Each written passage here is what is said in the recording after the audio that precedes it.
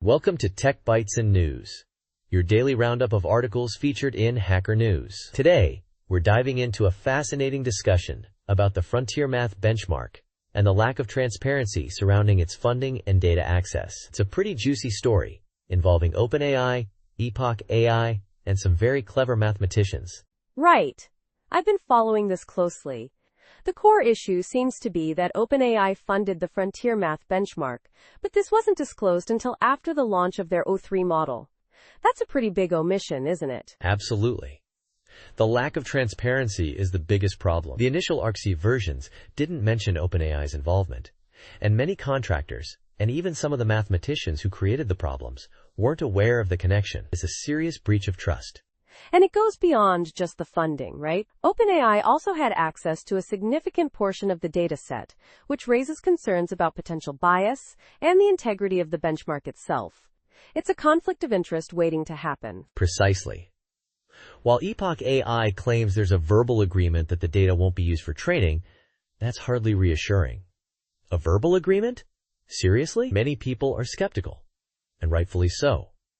The lack of a written agreement is a major red flag. Exactly. And even if they aren't directly training on the data, having access to the problems and solutions allows OpenAI to optimize their models in other ways, potentially giving them an unfair advantage. It's like having the answer key before the test. Yeah. It's a subtle but significant advantage. The whole situation highlights the importance of transparency in AI research. We need clear guidelines and protocols to ensure that benchmarks are truly independent and unbiased. This whole affair with FrontierMath is a cautionary tale.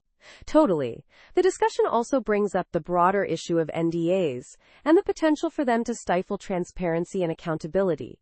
The contractors were instructed to keep the exercises and solutions confidential, which, while understandable in some contexts, contributed to the overall lack of transparency. I see.